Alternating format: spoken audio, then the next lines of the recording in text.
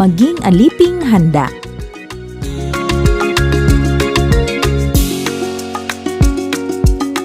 Ang mabuting balita ng Panginoon ayon kay San Lucas.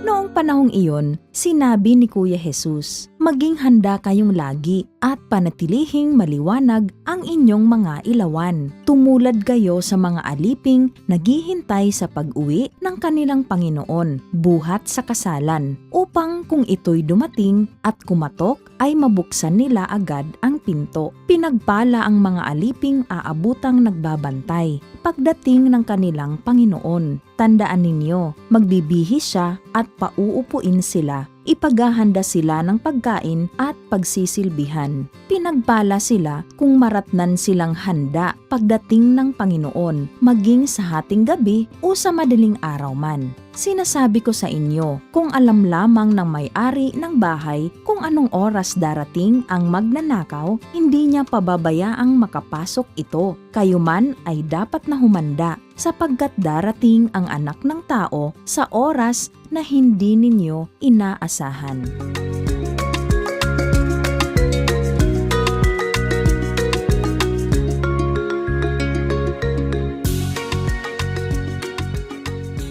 Mga bata, sa taong pangpaaralan, bahagi ng ating pagsasanay bilang mga mag-aaral ay ang mga pagsusulit. Sa pagsusulit, sinusukat ang ating mga natutunan at natuklasan sa ating mga aralin. Kaya naman, may mga pagkakataon na ang ating mga guro ay nagbibigay ng biglaang pagsusulit upang makita at masukat ang ating kakayahan at kahandaan. Ang kwento ngayon ni Kuya Jesus ay nag-aanyaya sa atin na maging laging handa at alerto sa pagdating ng Panginoon araw-araw. Ito ay isang tawag sa atin na maging tapat sa bawat oras at araw upang datnan niya tayong handa sa kanyang pagdating anumang oras, gaya ng paghahanda ng mga aliping naghihintay sa pag-uwi ng kanilang Panginoon o amo mula sa kasalan. Sa aklat ng pahayag sa Biblia ay sinasabi, "Tingnan mo, nakatayo ako at kumakatok sa pintuan. Kung di ringgin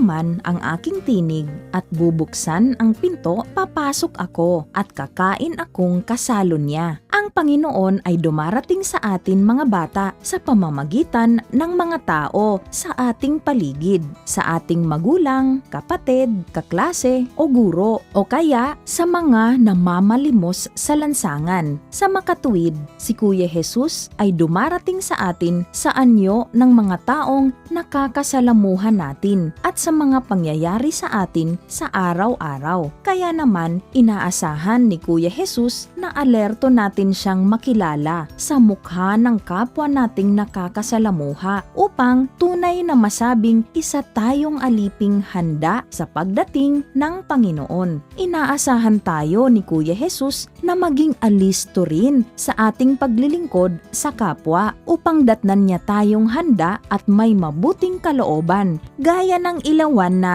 nananatiling nagliliwanag sa kadiliman ng gabi. At sinasabi sa atin ni Kuya Jesus na kung tayo ay nananatiling tapat sa Kanya sa araw-araw, gagantimpalaan tayo ng Panginoon at tatanggap mula sa Kanya ng higit na masagana sa mga biyaya.